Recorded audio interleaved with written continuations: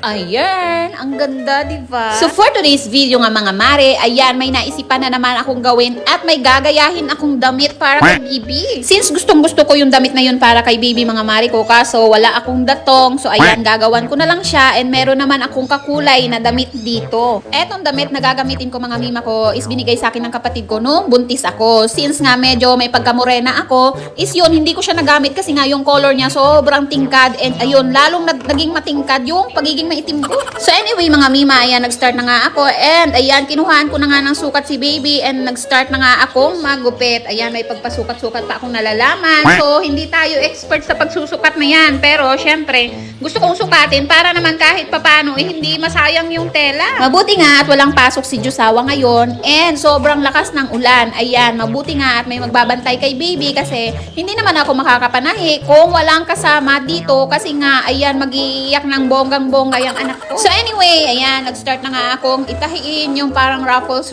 sa ibaba ng dress and syempre, dalawa ang gagawin ko, front and back. So since nga hindi ako marunong sa mga measurement mga mima ko, ayan, parang tsamba-tsamba lang yung pag-measure ko. So pikit mata tayong gagawin itong dress na to and hopefully, manalangin na lang tayo na kumasya kay Baby. So ayan na nga, na-attach ko na nga yung pa-ruffle doon sa front and sa back and ngayon, ang gagawin ko is pagdidikitin ko na yung front and back and ayan, gagawin ko na yung mga armhole, yung sa kuwelyo. So, akala mo naman ay expert talaga, no? Pero talaga yung mga time na yan, mga mima ko, ay talagang kumakabog na yung dibdib ko at parang kung hindi kakasya to kay Baby, ba't parang umigsi? So, anyway nga, mga mima ko, mabuti na nga lang at hindi nag-iiyak si Baby. Ay, aba, nahihilot ng kokomelo, ng daddy niya. Siyempre, pinapanood namin siya ng konti. Pag talagang ayaw na niyang tumahimik sa pag-iyak, ayan, pinapanood namin siya ng TV. Pero pag maganda naman yung mood niya, ayan, hinahayaan namin siya na walang TV. So, ayan na nga mga mima ko, natapos ko nang i-attach lahat, nalinis ko na rin yung mga armhole at saka yung neck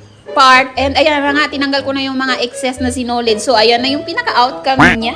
So, ayan na nga mga mima ko. At tuwang-tuwa na ako dyan sa nagawa ko. Aba, nagawa ko talaga itong pinaka-baby dress. Ang kaso lang, hindi ko alam kung kakasya kay Baby kasi nga, yung tela niya is hindi stretchable. So, ayan na nga. At isusukat ko na nga kay Baby. Kukuhain ko na si Baby kay Daddy. And ayan, sinuot ko na kay Baby. Kaso lang mga mima ko, hindi na dress. Ayan, parang naging t-shirt na, naging top na lang ni Baby. Hala, naging top na lang. Ang ganda pa naman sana mga mima. Bet na bet ko sana itong baby dress na to. And mas lalong pumuti si Baby dito sa kulay na ganito. So, ayan na nga mga mima ko. Maybe dahil siguro hindi ko nabigyan ng allowance yung pagkat ko. Hindi ko nabigyan ng allowance yung dapat tatahian. Yun. So, ayan na nga mga mima ko. Thank you for watching. Maybe next time is mape-perfect ko na yung pagtatahi ng mga damit ni Baby.